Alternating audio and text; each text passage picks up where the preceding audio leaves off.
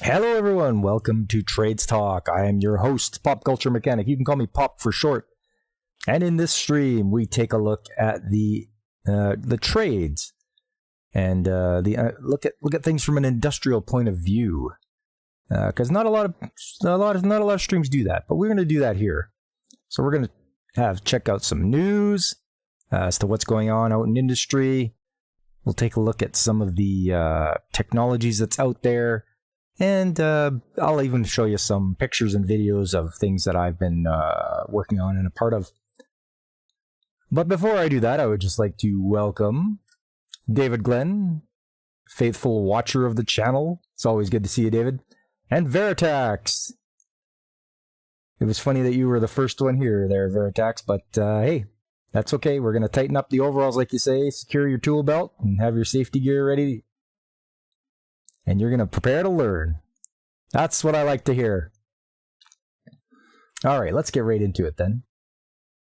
First of all, we'll start off with some news. Something that caught my eye right off the bat was that Canfor Corporation announced its closure of 2 BC operations. Canfor is like a sawmill. Closures will impact approximately 500 employees and will remove 670 million board feet of annual production capacity from Canfor Corporation BC operations. That's not good. Canfor Corporation announced on September 4th the closure of its Plateau and Fort St. John operations located in northern British Columbia.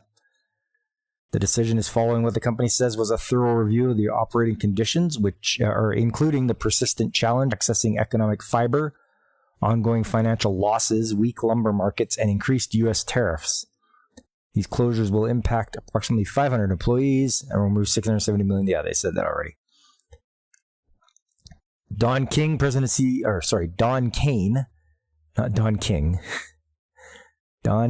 Kane, President and CEO, made the following statement in a press release. Our company has proudly operated in BC for more than 85 years, supporting jobs and economic activity in communities around the province. During that time, we have always been prepared to manage through challenging times and market fluctuations, recognizing the cyclical nature of our business. However, in recent years, increasing regulatory complexity, high operating costs, and inability to reliably access economically viable timber to support our manufacturing facilities has resulted in hundreds of millions of dollars of losses in our BC operations. Yeah, David, you better buy some lumber tomorrow, whether you need it or not. The operating challenges we face have been further exacerbated by increases in the punitive U.S. tariffs announced on August 13th. Tariffs that are expected to more than double again next year. Continuing to operate under these conditions would prolong the punishing anti-dumping duties and put in additional operations at risk. As a result, we are making the incredibly difficult decision to close our operation in Vanderhoof and Fort St. John. We are devastated by the decline in our province's foundational forest industry, and we recognize the impact these closures will have on our employees and their families, as well as our First Nations partners, contractors, suppliers, communities, and customers. We are committed to supporting our employees and will work with our union partners on an employee transition plan, including severance. The wind down of operations is expected to be completed by the end of the year. Wow, that's pretty quick. That's like 4 months. With the dramatic reduction in available timber supply, we will explore opportunities to divest some of our northern BC tenure, which may help support other BC forest companies facing the same significant challenges in accessing economic fiber. Finally, we will continue to do all we can to advocate for changes that will allow our industry in BC to once again be able to thrive in the future. So that's unfortunate. They're shutting down two sawmill plants. That's too bad.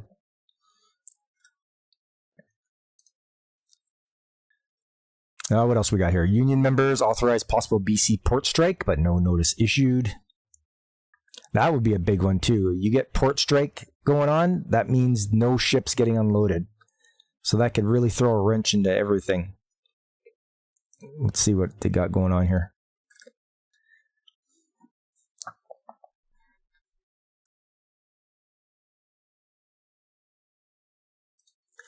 International Longshore and Warehouse Union Ship and Dock Foreman Local 514 says in a statement that members voted 96% industry-wide in favor of authorizing a strike. Wow. The union representing foremen at British Columbia's ports say members have voted overwhelmingly to authorize strike action if necessary in an ongoing labor dispute with port employers. International Longshore and Warehouse Union Ship and Dock Foreman Local 514 says in a statement, you just repeated that again. However, no 72-hour strike or lockout notice has been issued. Union said previously that it has no interest in an industry-wide dispute since it wanted to negotiate with one employer, DP World Canada, directly on the issue of automation. Okay, so they're worried about them just using robots and such. But the Canada Industrial Relations Board said the union can't bargain with DP World alone, which the union says forced members to take an industry-wide vote. Local 514 President Frank Morena says in a statement, the union does not seek to negotiate through the media, but members want to fight back against what he describes as DP World's attempt to lower existing minimum manning levels. The BC Maritime Employers Association says in an update that it has made offers over the last 16 months that would have resulted in competitive and balanced deal with ILWU Local 514 members, with significant gains in wages and benefits without any concession requests from employers. We remain committed to bargaining in good faith and seeking a balanced agreement that recognizes the hard work of the 734 persons on BC's waterfront while ensuring West Coast ports remain competitive, resilient, and affordable for all Canadians, the association says in its update. Morena says the employers responded to a counteroffer by the union by filing a complaint with the Canada Industrial Relations Board, necessitating the union's vote to authorize strike action. Well, that wasn't very in good faith there by the company. Let me be clear, on behalf of our membership, there will be no new collective agreements until the outstanding issues at the bargaining table are addressed, Morena says in his statement. We do not want a lockout or strike. We want a fair new contract. The last agreement expired more than a year ago in March 2023. The union, with more than 700 members, says negotiations last year, this January, and this summer all failed to deliver a new deal, and the CIRB is now mediating.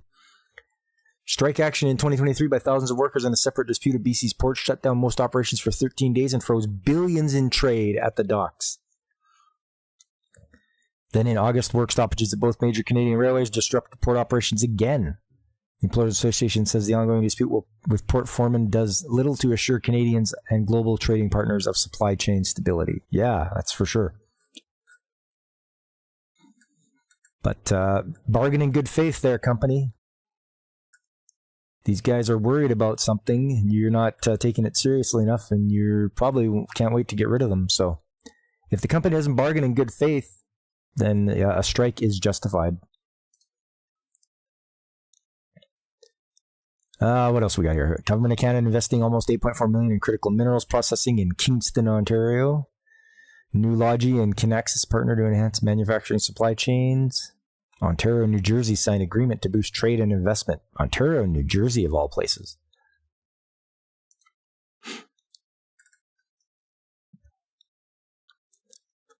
Ontario and New Jersey finalized a new memorandum of understanding aimed at boosting cross-border trade and investment, promoting greater economic collaboration and creating good-paying jobs on both sides of the border. The MOU was signed by Premier Doug Ford and Phil Murphy, Governor of New Jersey, following a meeting in Toronto. Ontario and New Jersey have both benefited from a long-standing trade relationship, and this agreement will further strengthen our collaboration, driving economic growth for both jurisdictions, said Premier Doug Ford. At a time of global instability, it has never been more important for Ontario and our U.S. partners to work together to create more jobs and prosperity, promote our shared values, and protect our shared national security interests. Now is the time to bet big on the U.S.-Canada relationship. Well, I think that's a good idea. I mean, we should work well together. We should, try to partner up on stuff because, places like China and Russia and all that, they're gunning for us. So let's work together with our U.S. brethren, our brothers to the south, as it were.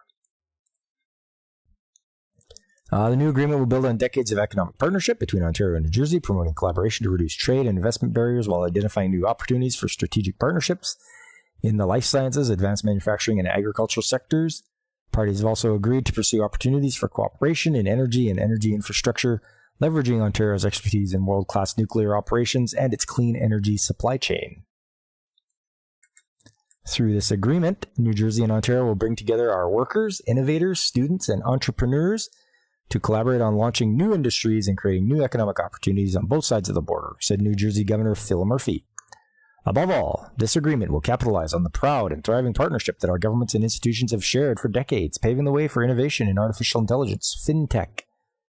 I don't know what the heck fintech is. Digital health, and so much more. The agreement with New Jersey is part of Ontario's strategy for trade with the United States. As part of their strategy, Ontario is pursuing additional agreements with state-level trading partners to create jobs, streamline trade opportunities for Ontario businesses, and grow our economies. The new MOU will increase collaboration in sectors like life sciences, advanced manufacturing, information and communication technologies, energy, agriculture, agribusiness, agri-food technology, financial services, and sports and tourism. Did Canada shut down a large portion of its nuclear reactors like the US did? I don't think so. I didn't hear anything about that, David. We have what's up here, what's called the CANDU reactor. It's supposed to be a lot cleaner running reactor. So maybe they haven't, but a lot of them are in Ontario because of the sheer population that's there. Where I live, we use natural gas turbines. It used to be coal-fired plants, but they switched over to natural gas.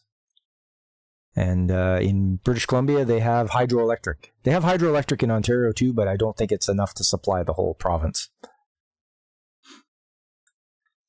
As Ontario continues to pursue a targeted and responsible approach for fostering economic growth and job creation across the province, strengthening our relationship with our partners in New Jersey will help create the right conditions to ensure that both jurisdictions remain globally competitive, said Vic Fedeli, Ontario's Minister of Economic Development, Job Creation and Trade.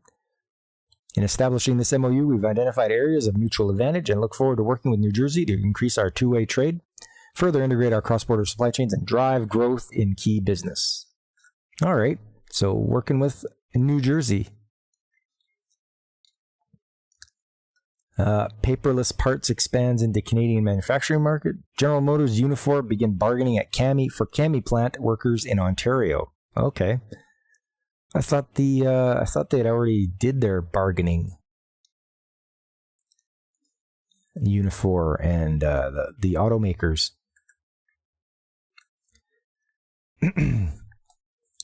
Unifor says bargaining has begun with General Motors for workers at the automakers Cami assembly plant and battery facility in Ingersoll, Ontario. The union says the negotiation will focus on higher pay, job security, and better pension plans for unionized workers. GM is expected to match the pattern set last year during bargaining at its two other plants in St. Catharines and Oshawa. The union says there's a gap before Cami workers can receive the same rate of pay as workers at the other GM locations because of the different bargaining cycle.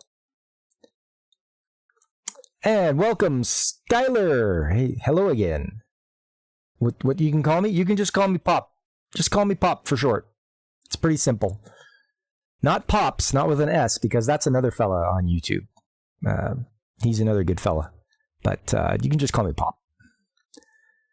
The Cami plant is on a large-scale electric vehicle manufacturing facility in Canada, building the Chevrolet BrightDrop EV600 and EV400. I have not heard of this yet, that it's the Chevrolet BrightDrop. Never heard of it. Workers at Cami have delivered an overwhelming strike mandate with 97% in support of a strike action if an agreement is not reached by September the 17th. We got like one more week to go. You guys got a week to sort that out.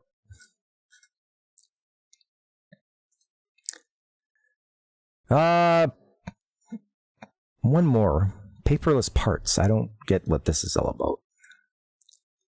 On September 10th, that's today, at the International Manufacturing Technology Show in Chicago, Paperless Parts, a quoting and collaboration software company for custom part manufacturers, announced its official entry into the Canadian and Mexican manufacturing markets. Paperless Parts has roughly 600 precision manufacturing and sheet metal fabricators customers across the United States and have already secured initial contracts for several leading Canadian and Mexican manufacturers. We've recognized for a long time that there's an opportunity to radically transform our quoting process, eliminate many of the time-consuming manual steps, and really focus on growing our business, said Ruben Martin, president of Tubeway Inc. in Proton Station, Ontario. Paperless Parts is the premier partner for American manufacturers, and we are excited for this opportunity to partner with them as one of their first Canadian shops. As our business expanded into value-added parts fabrication, we recognized the need to accelerate our quoting process to keep pace with growing demand, said Daniel Ruiz, CEO of Ledesa, headquartered in Santa Catarina, Nuevo Leon, Mexico. Partnering with Paperless Parts has allowed us to turn around quotes much faster, unlock new growth opportunities, and scale operations successfully. We're excited about the tremendous growth Paperless Parts has had in the U.S. over the past 7 years, and we're excited to have the same impact on the Canadian and Mexican markets, says Jason Ray, founder and CEO of Paperless Parts. Much of manufacturing crosses borders, and the ability to improve quoting throughout North America will drive the overall efficiency of the supply chain. Which is true. I know I do order a lot of parts out of the States, and it takes a while for it to get here, and getting a quote takes time. But that's it for the news. Let's move along here. I've found an article here. It's from Maclean's Magazine, How to Become a Skilled Tradesman. It says tradesperson, but I'm just going to say tradesman. Why there's so much opportunity in the trades. From soaring real estate prices to urban highways gorged with vehicles, it's clear that Canada is outgrowing its infrastructure faster than we can update it. 41 million people now call Canada home, and the population is increasing at its fastest rate in 65 years. For anyone planning their next chapter, whether that's a high school student choosing a post-grad path or a person looking for a new career, the need for infrastructure presents an opportunity to land a well-paying job and play a role in building the country for the next generation. In an effort to stabilize the housing market and curb homelessness, the federal government announced a plan this past spring to build 3.87 million homes by 2031. Requiring the annual construction of more than double the number of new homes currently being built each year. It also plans to build new highways, hospitals, and transit systems. To achieve this bold goal, Canada desperately needs a new wave of workers into the skilled trades, people who, with certified, hands-on skills like carpentry, welding, plumbing, or any of the other of the 300 professions the federal government has designated as a skilled trade. It's not just the push to build infrastructure that's creating jobs. Many workers are also aging out of the profession. Approximately 20% of the construction workers plan to retire over the next 10 years. And that could translate to a shortage of 60,000 workers by 2032. According to BuildForce Canada, a market research firm that serves the construction industry. Meanwhile, job vacancies for certified tradespeople almost doubled between the third quarter of 2019 and the third quarter of 2023. To Sean Thorson, CEO of Skills Competencies Canada, a nonprofit that promotes careers in the trades and technologies, those numbers are alarming and indicate a fundamental misunderstanding of the salaries and stability that a career in the trades can offer. Many jobs pay well. According to the current figures available from Statistics Canada, a construction manager gets an average yearly salary of just under $90,000. A power systems electrician makes $95,100, and a mining supervisor earns more than $120,000. And not all jobs involve hammers and heavy machinery. Learning a manual skill opens doors for jobs in green building configuration, electric vehicle parts development, and copper mining for AI-powered microchips. Governments are responding to the demand for skilled labor with a full-on push to get young people to choose a trade, including initiatives such as building new training centers, creating free or low-cost programs, and funding student apprenticeships. The latest federal budget earmarked $90 million over the next 2 years to pay the salaries of student apprentices with small and medium-sized companies, normally paid for by the company, to encourage more firms to take on training of new workers. It also plans to funnel just over $200 million in 2025 and 2026 towards summer jobs for those aged 15 to 30, with a focus on jobs in trade sectors that are facing labor shortages. So it's also the companies that have tradesmen, the companies that have tradesmen working for them right now have to be like, how old are these guys? Oh, maybe it would be a good idea if we brought in some new people, younger people. It's up to you. Don't make it so the government has to take you by the hand. Yeah, they're paying for it, but do it of your own free will. Bring somebody in. The local machine shop had to shut down because they could not find workers with CNC training. Oh, man. CNC programming. Yeah, I mean, I know I've if you go back maybe over 2 years or whatever when I started, I did say that CNC programming is a great thing to get into. a machinist. No, the letters are right. CNC, computer numerical control. Machinists that went into CNC programming, all they have to do, they can come in, program their machine. Like companies can bring them in as a contractor. They program the machine for what they want to do, and then all they need is to hire an operator for that machine. He doesn't have to be a machinist. All he has to do is put the blank in, clamp it down, hit start. The machine does its thing. Pull it out, put in a new piece, and measure the piece that just came out. That's all they have to do. And the people that know good CNC programming, they'll be always called back for programming the machine. But that sucks, David. That sucks they had to shut down.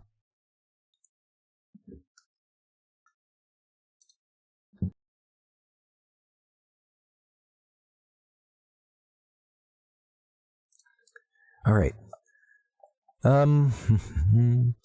Meanwhile, the Ontario government is investing $100 million this year on a number of projects, including creation of 100 pre-apprenticeship training programs where students will gain exposure to a trade and a free course that can last up to 52 weeks and includes a paid work placement for 8 to 12 weeks.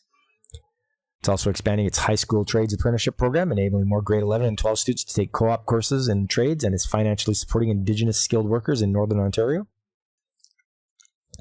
The government of Nova Scotia is putting $100 million towards speeding up the recruitment and training of skilled tradesmen, including giving $40 million in various grants for students, apprentices, workers, and employers, and waiving tuition at Nova Scotia Community College for the high-demand workers such as carpenters and plumbers.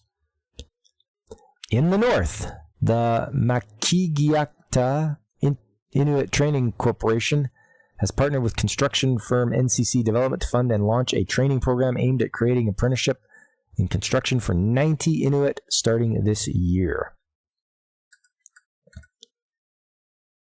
Renewed attention on the trades is helping to revive them. More than 80,000 Canadians registered for an apprenticeship program in 2022, the highest number since 2014, with the bulk of registrants coming from Ontario, Quebec, and Alberta.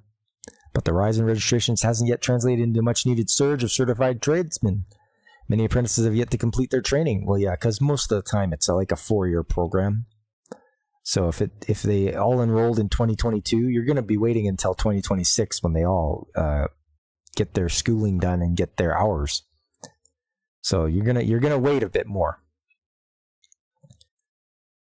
The dropout rate is high, partly due to difficulty. There's a lot more math and memorizing than people expect. No, not really. It's at a grade 10 level, the math and such. I mean, maybe in electrician you have to, take a little more physics and all that, but it's nothing too crazy. Consequently, recruitment and support for skilled workers must remain strong. Tradesmen are problem solvers, and problem solvers are always needed, said Thorson. Regardless of future economic trends or situations, there will be work anywhere in the world for them. This is true. Oh, and they even go into that. What is a skilled trade? A skilled trade is a job that requires a specific ability or set of skills, typically with hands-on component. There are more than 300 skilled trades in Canada, some of the most common ones being construction, electrical, and mechanical. Services like cooking, barbering, and landscaping are also considered skilled trades. Apparently talking is a skilled trade as well. The majority of industries require skilled tradesmen to operate. While some construction work can be done without a credential, certification is compulsory for many careers in the trades, such as electrical, plumbing, and welding. That's right. You need to see that certification to let people know that, yes, you're not lying about being able to do things. You've graduated and you have that knowledge. New workers require an apprenticeship and certification from the relevant provincial body. In Ontario, for example, apprentices must pass the certification of qualification exam for their trade. A number of trade jobs, including electrician, hairstylist, and machinist, also have Red Seal designation. All Red Seal means is you can work across the country. You can go province to province. For the U.S., it would be state to state. You can work across the whole country, not just in that one state where you live. This is a voluntary piece of extra certification meant to prove that a tradesman has met the national standard in their field and indicates a worker has a high level of competence. It usually comes with added perks like higher pay. I don't know about that. Before getting certified, students typically attend a college or technical institute like the British Columbia Institute of Technology, Southern Alberta Institute of Technology, and Ontario's Humber College. Programs can take about 4 years to complete. Yeah, I said that earlier. And combine learning in an academic setting with apprenticeships, where students work under the direction of experienced workers in their desired field. It's also common for people who are already working in the trades to enroll in a program part-time to build up pre-existing skills and learn from others in the field. Some institutions also offer pre-apprenticeship programs. Free trade-specific training for 8 to 15 weeks funded by provincial ministries, which are helpful in helping people decide whether or not a particular trade is right for them. Many trades are highly physical. Being a roofer, painter, landscaper, or bricklayer requires a healthy body, a willingness to work outside, and an ability to withstand long hours of labor. Other trades like heavy equipment operator or baker may appeal to those in search of a job in a more stable environment. I mean, heavy equipment operator, you get knocked around inside those guys too, so it's just a different way of getting beat around. You're sitting for all that time, and you're usually not driving on paved roads or anything like that. Potential students, before choosing career paths, should also consider how they feel about seasonal work. While people need electricians, car mechanics, plumbers year-round, other jobs like road worker tend to be busier in the warm months than in the cold ones. So what I've seen now is if people are doing road work and such, the companies that do that in the wintertime, they'll do snow removal. In a place where I live in Alberta, yeah, that makes sense. So you can work on the roads in the summer, wintertime, snow removal. Once a person becomes a skilled trade worker, they can decide whether they want to be a contractor or be paid per project or be employed inside an organization and earn a salary as an independent electrician versus one employed by a hospital or city, for example. Updating one's skills is becoming a crucial part of a successful career in the trades as technology rapidly improves and occupations evolve. Constructing, operating, and maintaining climate-friendly buildings and electric vehicles, for example, requires new knowledge and skills. To support upskilling, the federal government has a number of resources, including details on financial assistance for training, education, savings, benefits, skill assessments, tools, and information on development programs on this webpage. There you go. A little bit of how-to by Maclean's Magazine. I saw this one too, the aftermarket news.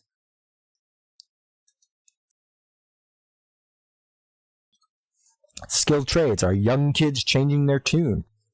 Seems that young people are finally seeing the benefits of attending a trade school versus enrolling in a 4-year college. Yeah, be careful about going into a 4-year college program. Come out with a lot of student debt on the other end. Maybe it's been all the talk of school loan forgiveness, highlighting how many Americans have school loan debt and how much. Maybe it's that college tuition keeps on rising. Maybe because of how high-tech some professions are getting, including collision repair with calibration and scanning. Some skilled trades are shedding their image of being dirty, low-paying jobs. At least that's one theory posited by a recent article in the Wall Street Journal titled How Gen Z is Becoming the Tool Belt Generation.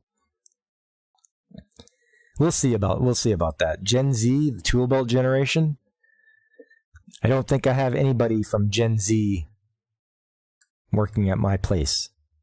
They're all millennials. But we'll see what happens. If you guys will be the first to know if I have someone from Gen Z as an apprentice. Another article from News 5 Cleveland cited a report from the National Student Clearinghouse Research Center that said vocational-based community colleges and trade schools experienced a 16% surge in growth for skilled programs last year. In the same article, which showcased students attending barber school, one said, "You'd have to be insane to pay student loans. The trades offers the promise of instant employment and no student loans." I'll agree with that. Back when I went to my trade school, I did not have any student loan to get through it, and I spent 18 months there. It seems that more and more young people are finding out about these new career opportunities via social media. We have organizations such as ICAR, CREF, and Tech Force Foundation to thank for that. They're reaching young people where they hang out these days, online. And they're opening their eyes to good-paying, rewarding careers that don't require a $100,000 investment. I hope you read our August cover story, "The Auto Body Tech Shortage Is the Tide Turning," and discover how the tide may be turning on the tech shortage As I say, we're not out of the woods yet, and we have a long way to go, but in a world where the media seems fixated on bad news, young people's burgeoning interest in the skilled trades is good news indeed. Yes, I would say so as well. Let's get them interested in it. All right, time for videos and pictures. And, you know, my little pun for the title of the stream, go with the flow meter. Because I was working on one today. And so let's look into flow meters here. There's a few different types. And, come on. There we go. So there's, the one that I worked on is like a turbine flow meter. So it has an impeller in it, and it just has the water. It was water that we were pumping. And ours gets clogged with rocks. So this is one of the disadvantages of having a flow meter that has an impeller inside. Yeah, there's all the electronics inside. But yeah, there you go. So inside it has an impeller. And if the pump picks up any rocks, it'll send it on down.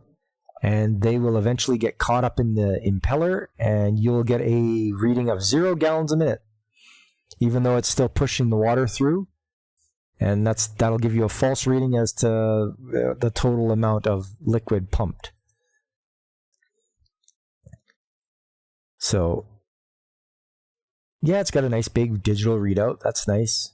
The one I used, you can change it from gallons per minute to liters per minute, whatever like that. And you can also have like a totalizer, like the total amount pumped, or just the amount pumped that time that you set it from 0. So yeah, they're used in all sorts of industries. We use them for filling rail cars because we have one that doesn't use a scale for weight. What are we pumping that has rocks in it? Water. So we have our pumps down a well, which is the low point for us. We pump because the plant is below grade. It has a very high water table, so everything gets drained into this well, which is even lower. And we pump them out, and yeah, there's rocks that get in there, and it pumps the rocks through the pipe. This pipe's 3 inches in diameter or 4 inches in diameter, so it does that. And it gets caught in the flow meter. And so yours truly has to go out there and clean the flow meter. But I wouldn't have to do that if they got one of these. This one is a magnetic flow meter. And it has no moving parts. And if they would have gotten that instead, I wouldn't have to go out and clean out the impeller of rocks. They would just go right on by. Right now it's telling you the advantages of it. Obstructionless, yeah. Cost effective. Well, I think it's more expensive than an impeller one.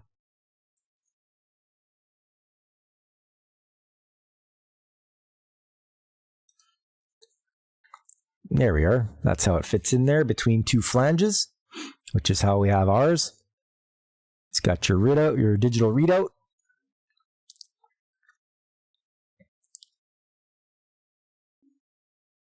It looks like it's got those 2, one on each side, and they must just like stare at each other and detect the flow of the water going through. Yeah, like that. This probably has 2 transducers, I guess, that would like however fast the water's flowing through, or however much. You'd probably have to program it too, the specific gravity of the fluid and everything like that, and the diameter of the pipe. But yeah, this would have been a lot better. I would have really appreciated if they would have got that one instead. But I can still keep bugging them for one, because how much time do you want me to spend out there cleaning that thing out every time? Now they're going through a little bit of Faraday's law, I guess, for how it figures it out. It's a nice compact little unit.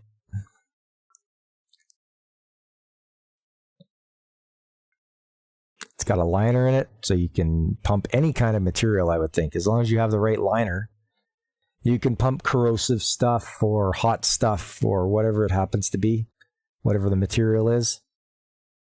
And then you can always know how much is going by, how much you're filling things. Like for filling rail cars, we do it by the amount. So you zero it and then you start it up and it starts pumping into the rail car, and then it's like, oh, okay, we made this many gallons. 20,000 gallons or whatever it happens to be.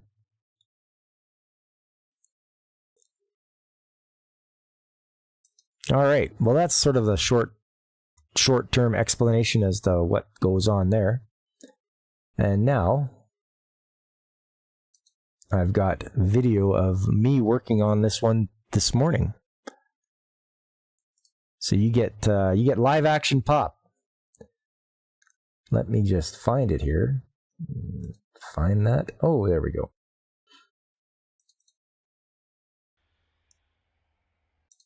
Okay, like this.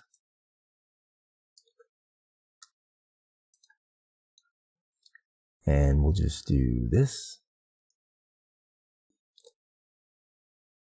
I think it might be a different division of Emerson there, DG. Okay, so here we go. So I come upon this thing. There it is. So as you can see, it's dug out a bit so you can get good access to it. There's the readout. There's the flange. Studs are looking a little rusted. Emerson should have stuck to cassettes and scotch tape. Hey, what's up, tits? How you doing? That's that one. Next. I believe this is the one where I get a different angle. And I'm just getting pretty ready here. I got to put my gloves on. So there's the flow meter. And we'll figure out first thing I do. Grab some of these guys.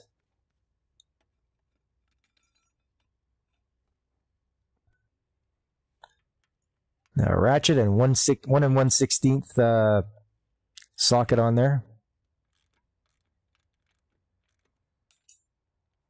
Still got your Emerson turntable. Nice.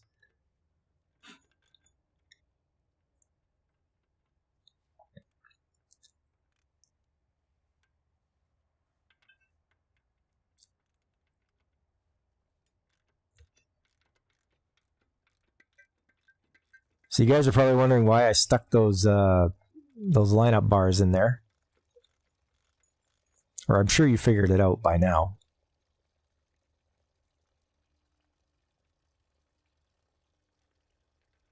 Studs are a bit rusted.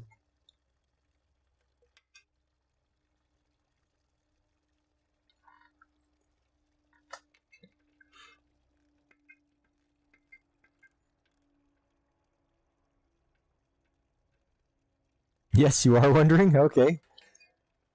It's all right, David. You'll see in a minute.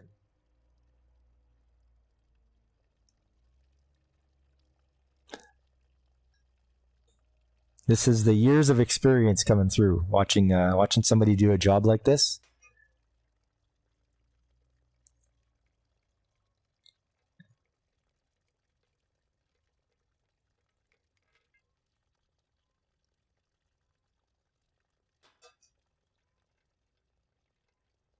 Where's my universal extender?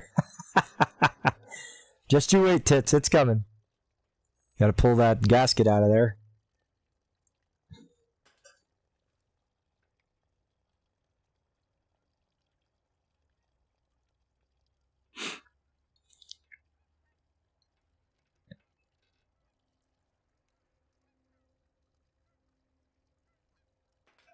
Okay. Now I'm just showing off. Nah, it's all good.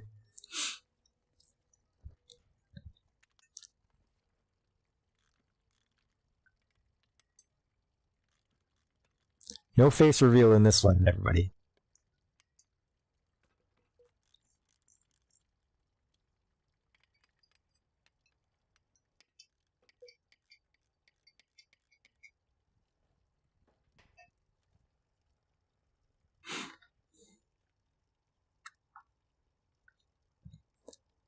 These gloves aren't bad. I don't mind them. They're pretty good. Get pretty good dexterity still.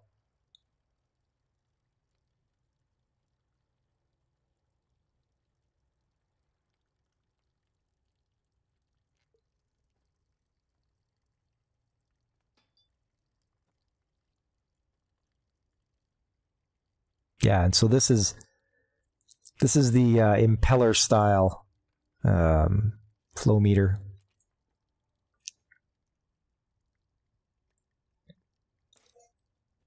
I got to get that other gasket out of there. There we go.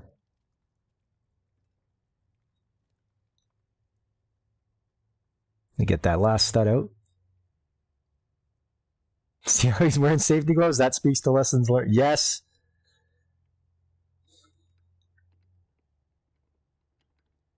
Don't hurt your hands. They're the most important piece of equipment you have.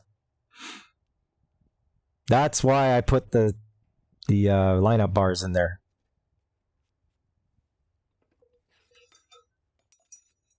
And then up and goes and out of the way. Show them where the blinker fluid goes. And the old muffler bearing, right, tits? And we'll have a look inside the hole here. There shouldn't see too much. There is light at the end of the tunnel. And the other one, this is where it comes from, so you won't see any light or anything like that. And there it is there. I put it on the side, right next to the old tool bag, because the next step is cleaning it out.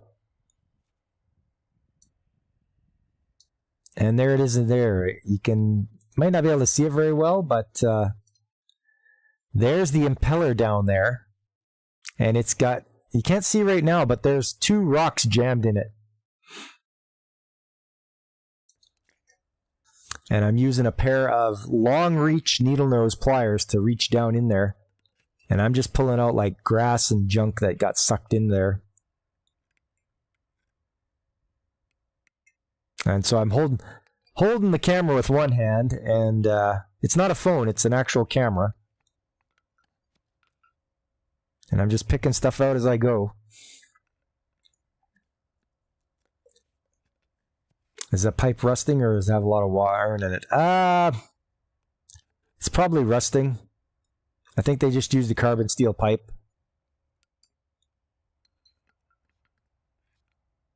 Do not the muffler bearing.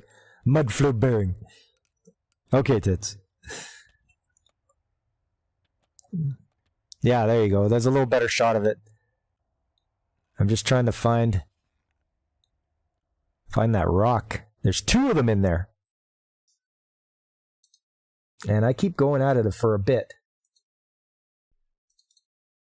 Go with this one here.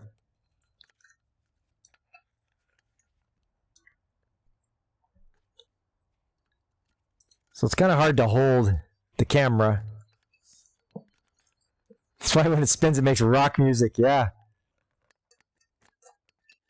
There it is. There's that rock.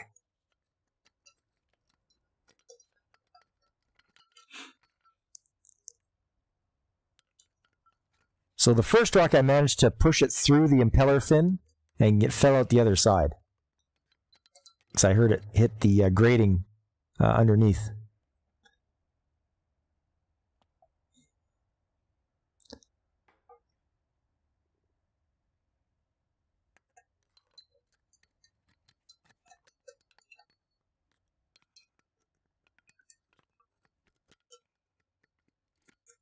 I know this. That's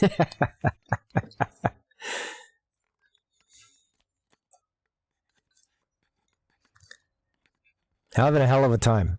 I'm thinking to myself, I can't really do this with just one hand and one hand on the camera. So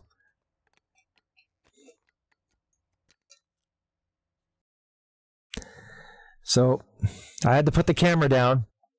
And what I did next was grab those 2 lineup bars. And I used those one to hold the impeller from spinning and the other one to manipulate the rock out of there. So I managed to get both rocks out of there. And after that, it was just a matter of putting the pin bars back in, the lineup bars, matching up the flange there, and just putting it all back in. Reverse what I did to take it out. And it works just fine now, until it gets another bunch of rocks in it. So I have to come up with something else to try to get something to divert those rocks away, like some kind of strainer or something that I can stick in the line. But it will cost quite a bit, and I'm going to have to get somebody to do it. I'll have to get a welder to come in and weld in a strainer. That way it'll stop the rocks, and I won't have to open that up anymore. But might have to wait till next year when there's more money in the budget.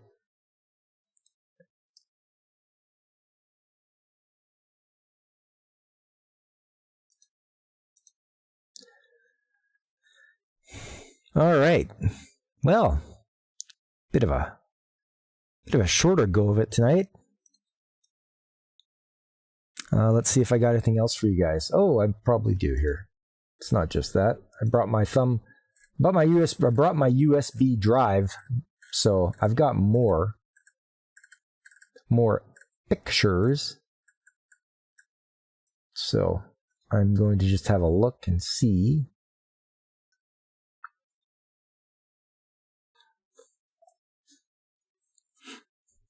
Once a rock somehow got in the foot valve of your water pump. You had to pull 309 feet of pipe. Oh, that's just awful tits. That's not good at all. And yeah, in the foot valve. All right, let's have a look here. Here's something. So we have to aerate our pond. And this is one of the parts for the aerator. It's just like connects 2 pieces of pipe together. And I was wondering why we weren't getting a lot of air being put into the pond. Well, it turns out plastic isn't so great for holding up, just like it wasn't even left outside for the winter. It was just like sun-baked. And I don't know what happened. But that's cracked. That's the piece that the other end connects onto the actual machine that grabs the air and compresses it and sends it down the pipe or the hose to the pond. So I went and I bought a bunch of hose menders, some nice brass hose menders, and I'm going to use a couple of hose clamps, and that'll do a lot better than this plastic piece of garbage. Yes, David, UV light, it just kills plastic. When I worked at the paint factory, we had our own UV exposure light, like a UV light that was way stronger than the sun, and we would put samples in there to test the paint to see how it would fade over time with that much UV light. And yeah, it just wrecks stuff. You guys know. Yep.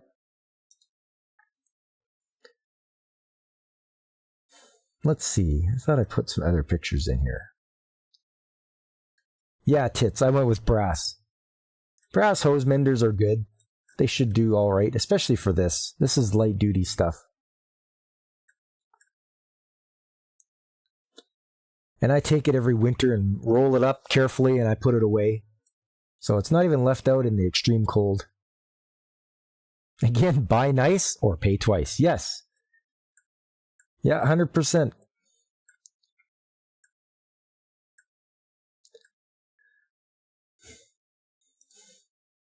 Yeah, there you are. So there's the well I was telling you about where the... So if we follow this pipe here, that is what's connected to the flow meter. So yeah, those are just carbon steel pipes. They're rusting. Nobody thought to put in stainless back in the day. There's the pumps down there. I remember I had to go down there. I was telling you guys I went down there last week into the well to reattach some proper shackles with nuts on them and a cotter pin so that it would not come loose.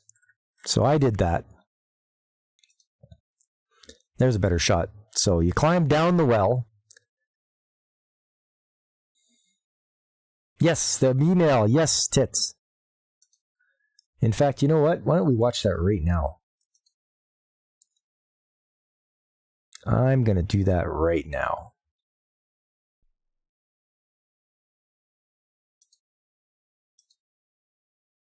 First, I'll do this. Okay, there we go. You don't care who knows your name? You'll always be tits to me, buddy.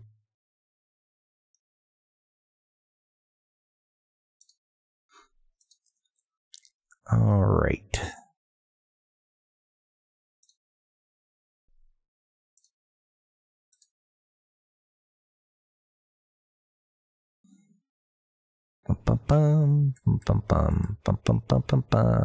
There we are.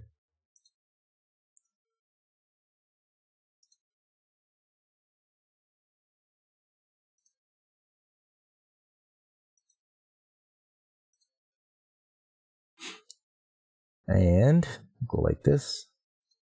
Ba-dump. There it is. I don't know if you guys will be able to hear this.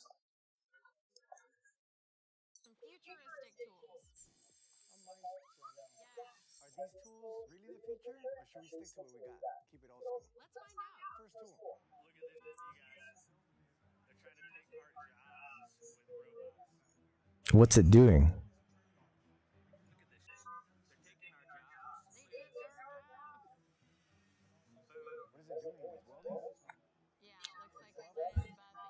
Body work?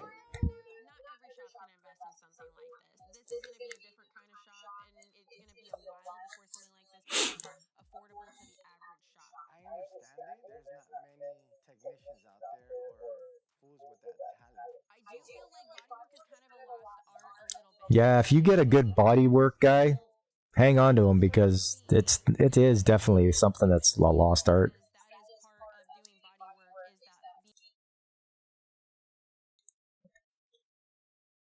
But yeah, robot body work, What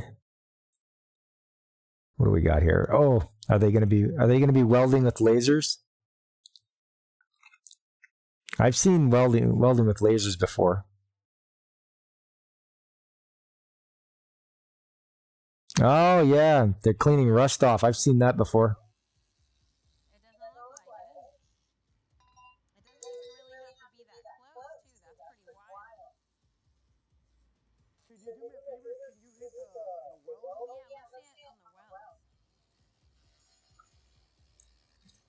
So this is pretty good. These things will be affordable soon.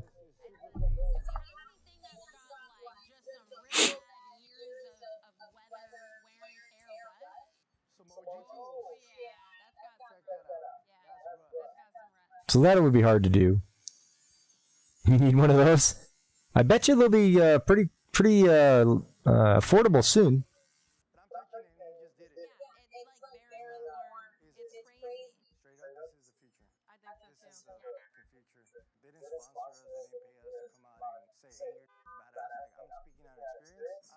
You have use for sandblast from time to time? I have one where I'm at.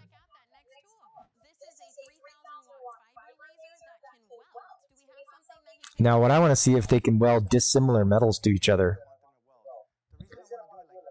Usually you have to do similar metals. But if you can do dissimilar, oh, it opens up a whole new door for you. And it should be pretty quick, too.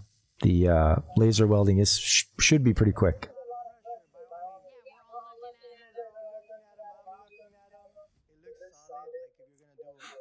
You got to do a proper test to it, though. They got to do a break test. Like, break it. You got to break the weld.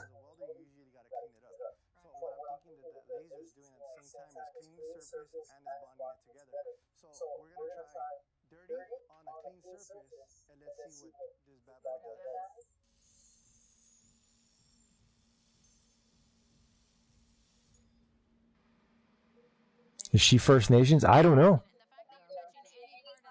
She doesn't sound like it. I mean, hit it with a hammer, you guys.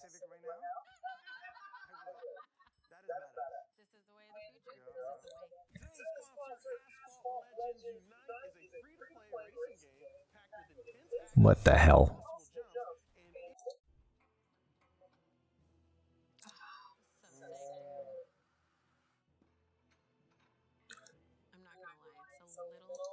Okay, a floor lift.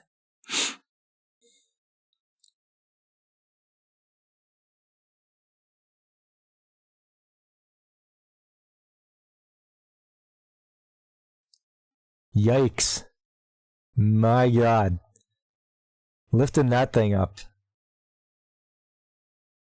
But you can pull it into place where you need it. You just need a big enough garage for it, it looks like. Or a shop.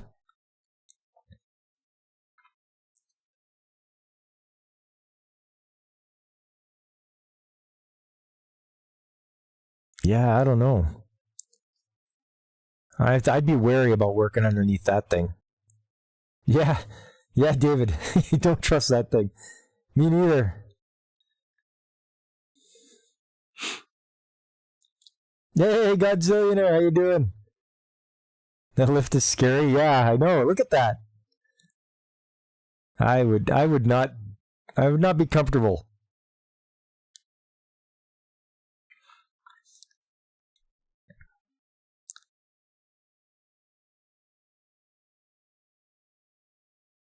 She's not Indian, but she had a bit of Indian in her. If you take.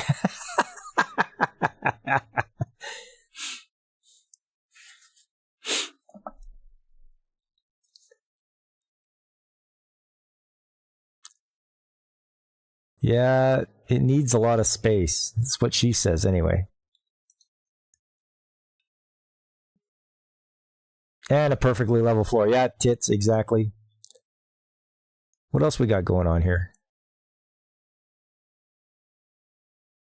Oh, yeah. You want to work on your Jeep? Oh, that's standard equipment with Jeeps, I hear. You get this thing so you can work on them all the time. Any Jeep owners out there? Did I offend anybody?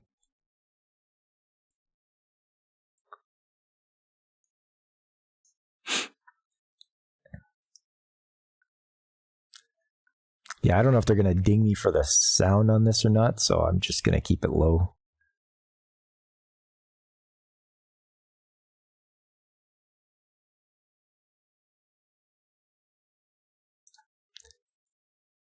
Oh, they're trying it out.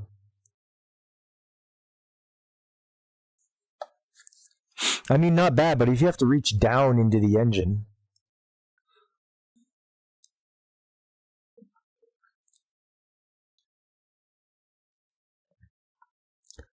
Half of all Jeeps sold are still on the road. The rest of them. You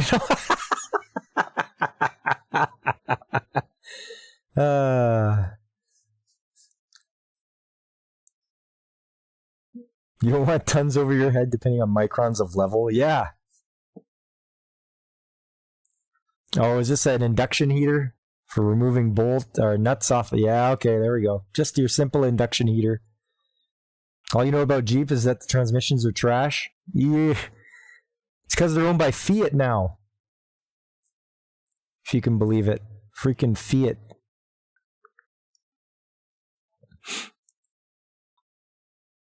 Okay, well, you heated it up. It should be able to take it off now.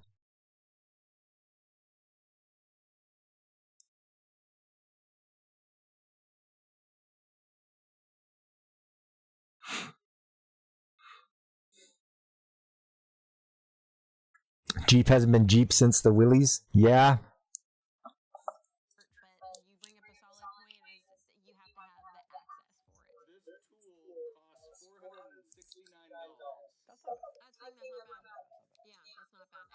And like they're saying, you have to be able to get access. Get that thing in to where the nut is. So if you can't get it in there, there's no point in having it.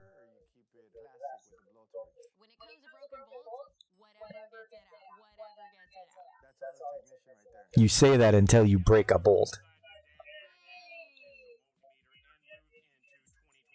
Oh no.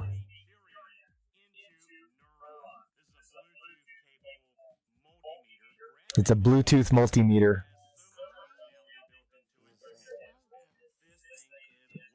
No thanks. I'll just stick with my old-fashioned multimeter. I don't need this. Fiat trannies are trash. Yeah, tits. Yeah.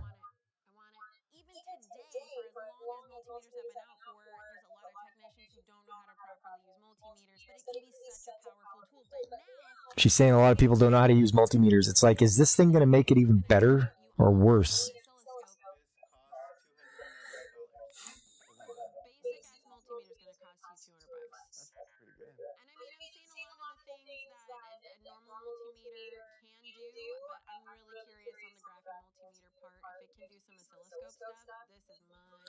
This is the game changer. Is it though?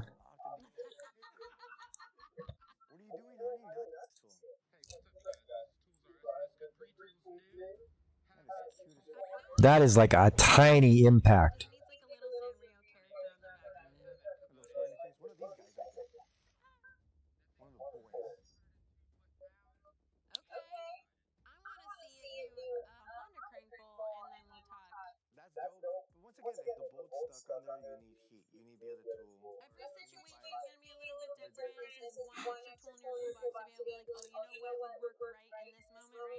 Yeah, I mean, it's a small footprint, but you want to get that, you need that torque.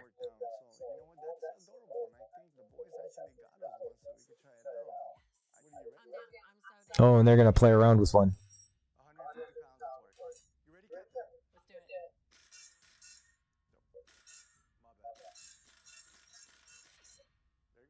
Just hold it on, man. Like, he's gunning it. He's like, just, hitting it. Like, most guys, trigger on and give her.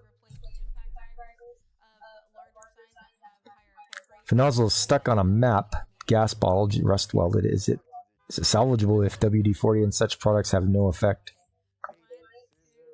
I don't think so. I wouldn't trust it either. If you try to pull the nozzle off, it's going to end up probably wrecking the threads and such, so it's probably going to be garbage anyway, David.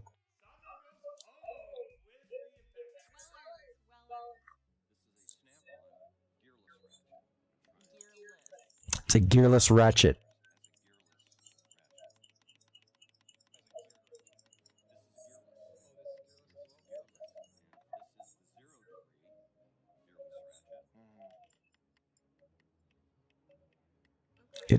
Very little movement, and it's moving it.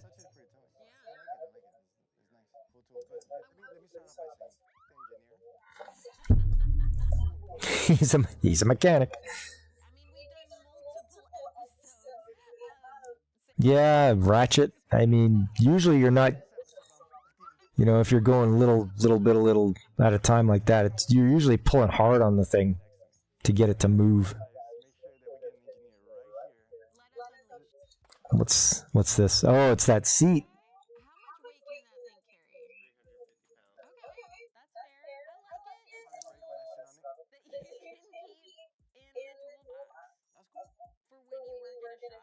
So it's like a storable seat. I saw Funk FPV use one of these. He talked about it. It was a black one.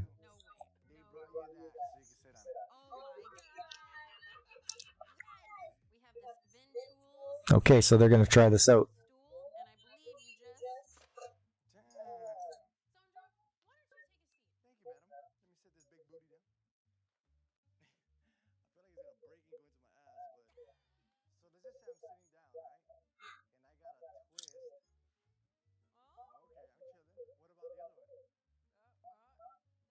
Sometimes you're at that level where you could use a seat.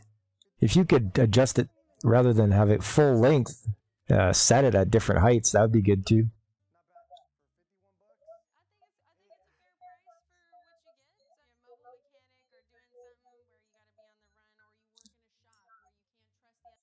What's next?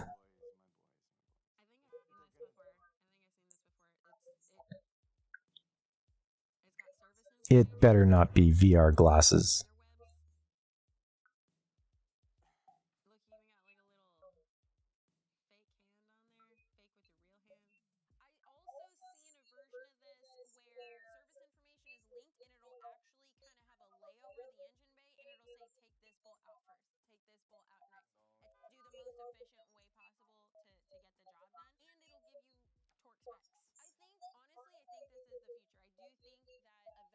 Oh, this will be terrible if this is the future, because then you can just be a moron and do stuff like this. If it has like an overlay and stuff like that, it's like, hey, turn this bolt, turn this, grab this wrench.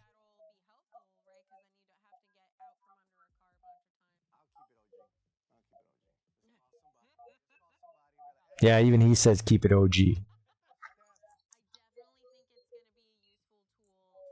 She says it's the future.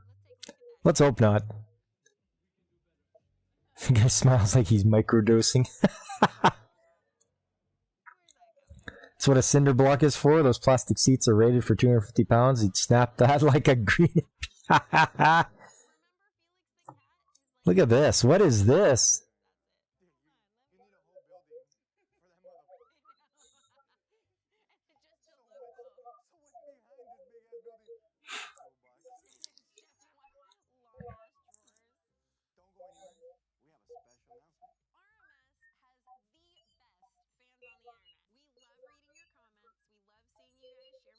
Okay, well, there you go. Some of the stuff was pretty neat. Other stuff, not so much. I did like the small impact, a little small footprint. That's good stuff. Didn't care for the augmented reality. The seat was good. Ratchet, I mean, yeah, not bad. That's assuming you get it going. Like I say, most of the times they're just frozen solid or rusted solid. You can't even get them to move no matter what.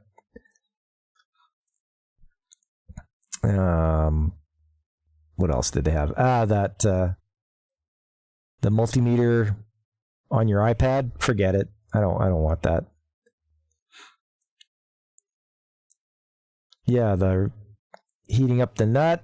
I mean, yeah, if you can get in the spot. This thing looked funny.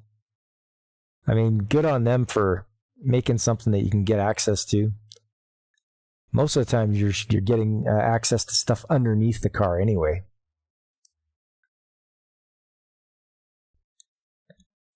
This lift, oh man, no way. Not even, I wouldn't even.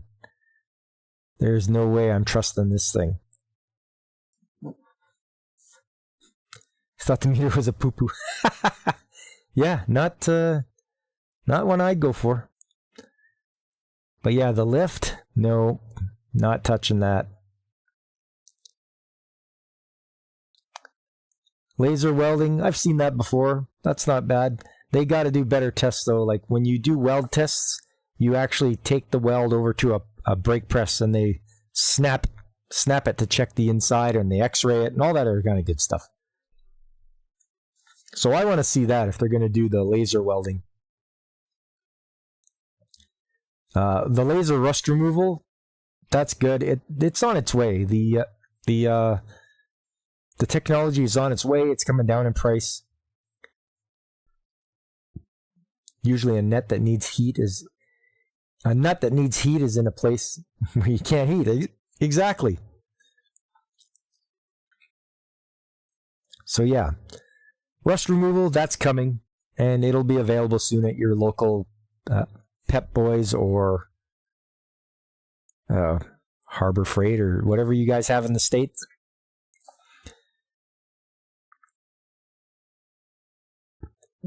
All right, so there we go. That was our futuristic tools.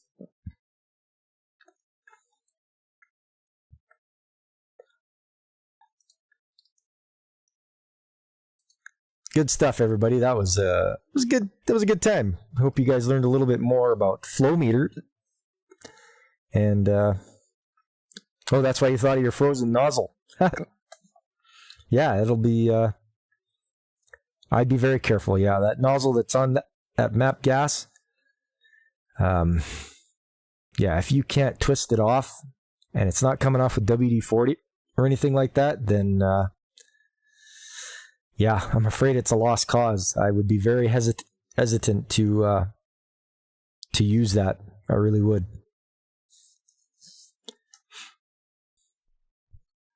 All right, well, Seems I've come down with a case of the hiccups.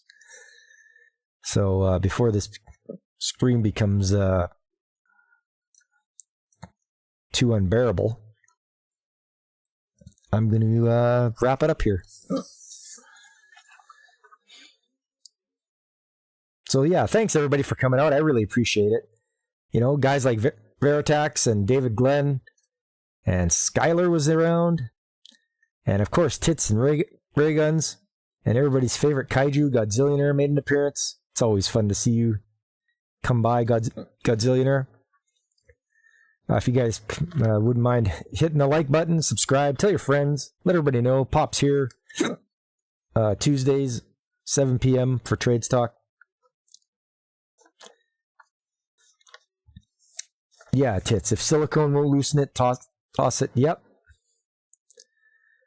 So yeah, check out some of the other great YouTubers out there, people I know, and watch.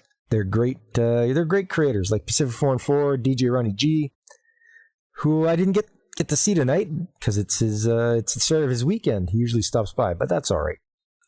There's Brandon the anime guy. There's Carl at RNG Podcast. Carl, you promised you would stop by, but no Carl. Hopefully on the replay. There's Tomby, the bloke across the sea there in England. He's a good guy. Angry Canadian, Nerd Royal Lifeform. There's Woopa Troopa, Blaine, and Bugwaddle. Coming up every Saturday, Retro Game Day. I might even stream sooner than that if I can beat the last boss. I'm on the last boss and I got wiped out twice, so I have to take down that boss in Dragon Quest IV. And I hope you guys come by to see this come to fruition. Oh, the debate pulled away viewers. I had no idea that was going on tonight. Absolutely none. So yeah, okay. Trying to compete with the debate. I didn't know though. Sunday is Anime Chat Day. It's going to be anime for beginners. If you're a beginner, if you know someone that's a beginner, they want to get into it, stop on by. I've got great suggestions for you on how to start your anime watching journey. And then we circle back around again to Tuesday, Trades Talk Day. It's going to be it's going to be our plant shutdown, so I'm going to be one busy pop. You can believe that. I'm going to be doing lots of work, lots of rebuilds, and we're going to get our plant back in tip-top shape so it can run for another year without having any breakdowns. That's the goal, anyway.